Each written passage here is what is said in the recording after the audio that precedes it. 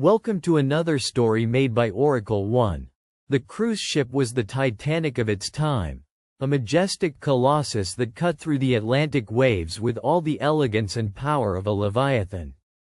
The Aegis Monarch was a floating fortress of dreams, glittering with lanterns and alive with the laughter and music of its 1,000 guests. Among them was Elias Carter, a travel journalist known more for his curiosity than his caution, who couldn't resist a voyage aboard the newest and most talked about liner of the season. Elias had taken to the ship's grand corridors like a moth drawn to a flame. Each evening, he wandered the upper decks, noting the Art Deco details and ornate balustrades, the way the great chandelier in the ballroom cast prisms onto the polished floor, the hum of conversations and clinking glasses that blended with the endless swell of the sea. He had been assigned a cozy cabin on Deck 7, room 712, which boasted a modest porthole with a view of the endless expanse beyond. Though the ship was a marvel of modern construction, he knew enough from past voyages to be suspicious of what might lurk beneath its gleaming surface. On the second night of the cruise, as a late fog rolled in from the ocean, Elias found himself restless. The parties had died down, and the ship creaked softly under its own weight. He decided to explore parts of the ship he hadn't yet seen, driven by an odd hunch he couldn't quite explain. He pulled a set of old schematics from the library's archive, a smoky, yellowed collection that charted the ship's innards, the mazes of hallways and maintenance shafts far away from the elegant salons and dining rooms. The schematics were remarkably detailed, or so they seemed at first glance. As he compared the plans to the areas he had traversed, Elias stumbled upon a curious inconsistency. On the schematic, a small section on Deck 5, near the aft cargo hold, was marked off with no label, no stairway, no access route at all. Just a neat rectangle with a heavy line around it. It was situated where the luxury suites gave way to crew quarters and storage areas. Curious, he decided to investigate in person.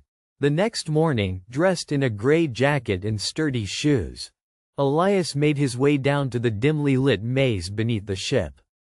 The air smelled faintly of grease and salt, the rattle of machinery blending with distant voices speaking in hushed tones. The crew gave him wary glances as he passed, but he smiled politely and pressed on.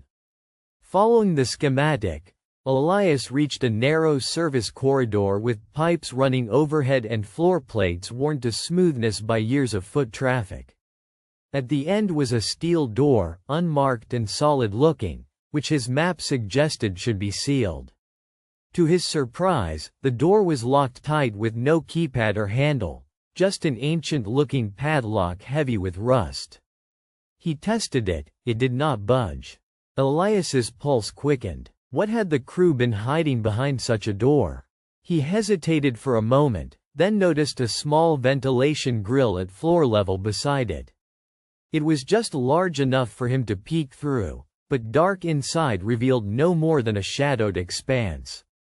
The air was musty, tinged with something metallic. Returning to his cabin, Elias's intrigue turned to obsession. Who or what could be concealed in an unmarked, locked room on a modern, tightly regulated ship? He mulled over the possibilities, none of which made sense. A stowaway, perhaps? Contraband? Or something worse? At dinner, he watched the crew a little more closely, noting the furtive glances from certain stewards and technicians who hurried past his corridor, eyes flickering with obvious discomfort. Over the next several days, Elias pieced together scraps of overheard conversations and subtle clues. The door seemed to be keyed only to the ship's senior engineering officers. Once, he caught a glimpse of the chief engineer muttering to a crew member, speaking of containment and unexpected complications. It was cryptic, but the words sent a chill down Elias's spine.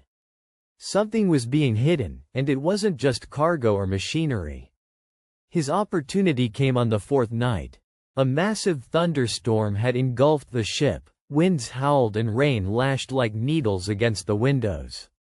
In the chaos, the ship's power flickered and then failed, plunging the corridors into darkness save for emergency lights casting long, flickering shadows.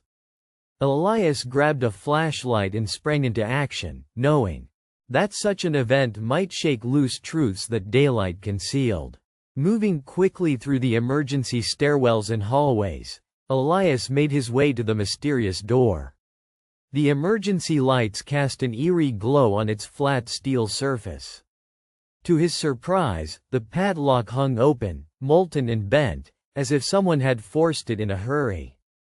The door creaked when he pushed it open, revealing a narrow stairwell spiraling down into the unknown. Taking a deep breath, Elias descended. The stairwell ended in a heavy metal hatch, which gave way with a groan under his push. The air below was cool and damp. His flashlight beam fell upon a subterranean chamber no larger than a small room, lined with cold, hard steel walls.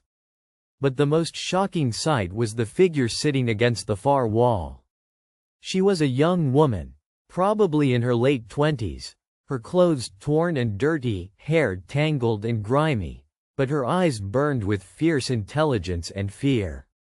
She looked up sharply, startled but not surprised. "You found me," she said in a voice cracked by days of silence, but steady nonetheless. "Who are you?" Elias asked cautiously. "They call me Sable. I'm a stowaway, as you guessed." Her eyes darted nervously toward the dark hallway. "I've been locked down here for days, maybe a week. They think I'm dangerous." "Who are they?" Elias's heart pounded, adrenaline now surging. "The ship's management, or someone higher up. I don't know their names, just orders. I was investigating something, a secret project, and they caught me." She swallowed hard. "I need to get off this ship before it's too late." Elias felt a strange mixture of anxiety and resolve. "We need to get you out of here. But first, what exactly are they hiding? And why are you locked in a room no one's supposed to know about?" Sable's expression tightened. "It's the Monarch Initiative, a secret research project using the ship as a cover. They're experimenting on people, experimental drugs and psychological trials, under the guise of crew health programs. I was a medical researcher who went undercover to expose them." Elias absorbed her words, the weight of the conspiracy settling like a stone in his gut. "Why lock you away?" "To silence me. The manager, Dr. Halvorsen, is behind it all. He wants no witness." Sable's eyes widened. "If I'm not stopped, more people will suffer." Suddenly the overhead emergency light flickered and went out, plunging them into near darkness. Elias gripped his flashlight tighter as a cold metallic clank echoed from the stairwell above. "They're coming. We don't have much time," she whispered urgently. Thinking fast, Elias looked around the cramped room. There was a small ventilation duct in the corner, large enough for a slim person to fit through if they crawled with care. He gave Sable a hand up and together, they wriggled into the narrow duct. The tunnel was a tight squeeze, and the air was thick with dust and the faint scent of engine oil. Crawling slowly, their movements were strained but silent. The duct led upward, twisting and turning until it spilled out into the bowels of the ship, near the crew's galley. Elias and Sable carefully climbed out, breathing heavy but unheard in the cacophony of the storm and the clattering vessels that lined the cargo bay. "What now?" Elias asked, his gaze scanning the busy hall filled with indifferent crew. "We get to the bridge and send an SOS," Sable replied. "If I can get this information out, maybe I can stop them." They slipped through service corridors and employee-only passages, keeping low in the shadows to avoid detection. The ship seemed endless, its metallic interior like a vast mechanical beast with secrets pulsing at its core. As they neared the control decks, a patrol appeared. Elias and Sable froze, backs pressed against the cool wall. The guards chatted briefly and moved on, their footsteps fading behind them. Elias's skin prickled with tension. They were close now. At the bridge entrance, Sable fumbled with a keycard she had obtained days earlier when she was still free, an item she had kept hidden around her neck. With a robotic beep, the doors slid open, and the two slipped inside. The bridge was alive with dashed red warning lights, control panels flickering with errors, and a single officer frantically trying to stabilize the ship's systems amid the tempest. Sable stepped forward swiftly. "Dispatch a distress call immediately. Tell the authorities about the Monarch Initiative and the illegal experiments. We're taking control now." The officer hesitated, uncertainty flickering in his eyes.